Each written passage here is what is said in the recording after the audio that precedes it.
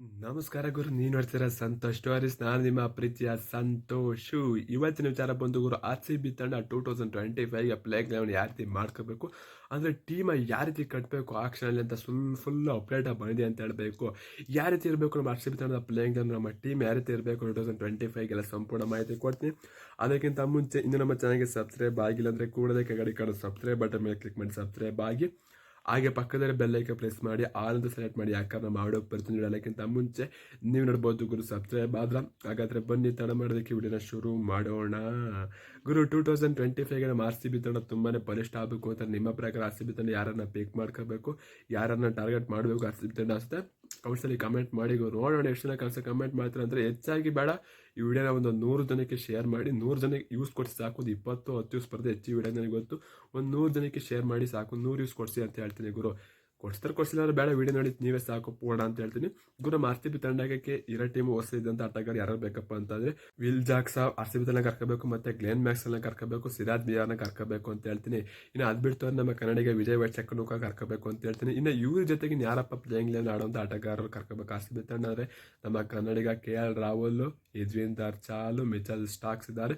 ಇವ್ರನ್ನ ಕರ್ಕೋಬೇಕು ನಮ್ಮ RCB ತಂಡ ಅಂತ ಹೇಳ್ತೀನಿ. ಮತ್ತೆ ವಾಷಿಂಗ್ಟನ್ ಸುಂದರ್ ಕೂಡ ಇದ್ದಾರೆ ಅಂತ ಹೇಳ್ಬೇಕು. ಇವ್ರನ್ನ ಕರ್ಕೋತಾರೆ RCB ತಂಡ ಪ್ಲೇಯಿಂಗ್ ಲೆವೆನ್ ಫಿನಿಶ್ ಆಗುತ್ತೆ ಅಂತ ಹೇಳ್ಬೇಕು. ಇನ್ನು ಇವರು ಆಗಿಲ್ಲ ಅಂತಂದರೆ ಇದರಲ್ಲಿ ವಾಷಿಂಗ್ಟನ್ ಸುಂದರ್ನು ಯಾರು ಕೂಡ ಕರ್ಕೊಳ್ಳೋಕ್ಕಾಗಿಲ್ಲ ಅಂದ್ರೆ ಋಷಭ್ ಪಂತ್ ಡೈರೆಕ್ಟ್ ಮಾಡಬೇಕು, ಅಥವಾ KL ರಾಹುಲ್ ಆಲ್ರೆಡಿ ಓಪನರ್ ಅವ್ರ ಪಿಕ್ಸ್ ಕರ್ಕೊಳ್ಳೇಬೇಕು ಅಂತ ಹೇಳ್ತೀನಿ. ಆಪ್ಷನ್ ಗಿಪ್ಷನ್ ಕರ್ಕೊಳ್ಳೇಬೇಕು KL ರಾಹುಲ್ ಅಂತ ಹೇಳ್ತೀನಿ. ಇದ್ರ ಬಗ್ಗೆ ನಿಮ್ಮ ಅನಿಸಿಕೆ ಅಂತ ಕಮೆಂಟ್ ಮಾಡಿ.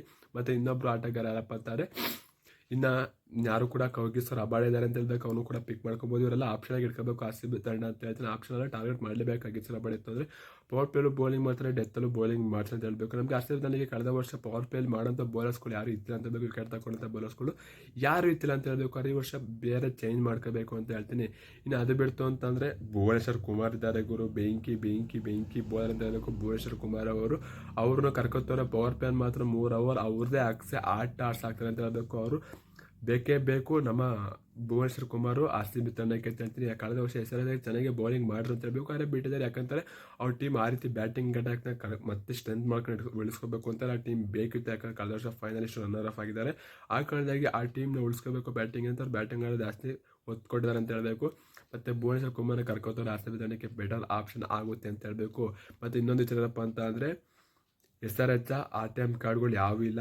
6 ಕಾರ್ಡ್ಗಳನ್ನು ಕೂಡ ಕರ್ಕೊಂಡಿದ್ದಾರೆ SRH ಅವರು. ಅದಕ್ಕೆ ಭುವನೇಶ್ವರ್ ಕುಮಾರ್ ಅವನು RCB ತಂಡ ಪಿಕ್ ಮಾಡ್ಕೋಬೇಕು. ಸಿರಾಜ್ ಮಿಯಾ ಅವನು ಬಿಟ್ಟರು ಪರವಾಗಿಲ್ಲ, ಭುವನೇಶ್ವರ್ ಕುಮಾರ್ ಕರ್ಕೊತು ಅಂತಾರೆ.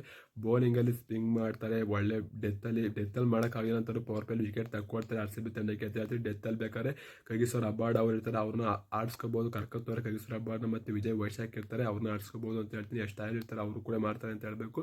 ಏನಂತ ಕನಸ ಕಮೆಂಟ್ ಮಾಡಿ ಗುರು. ಈ ರೀತಿ ಪ್ಲೇಯಿಂಗ್ ಲೆವೆನ್ ಆಡಿಸ್ತಂದ್ರೆ RCB ತಂಡ ಟೀಮ್ ಬಲಿಷ್ಠ ಆಗುತ್ತೆ ಇಲ್ವಂತ ಕನಸ ಕಮೆಂಟ್ ಮಾಡಿ ಗುರು. ಶ್ರೀವನ್ ಎಷ್ಟು ಟಾಟಾ ಬಾಯ್ ಬಾಯ್, ನಮಸ್ಕಾರ. ಜೈ RCB. ಸಲಿ ಕಪ್ ನಮ್ಮದೇ ಗುರು, ಹೊಡಿಲೇಬೇಕು, ಹೊಡಿತೀವಿ ಸೀಸನ್. ಟಾಟಾ ಬಾಯ್ ಬಾಯ್ ಗುರು. ಏನಂತ ಕನಸ ಕಮೆಂಟ್ ಮಾಡಿ ಬಾಯ್.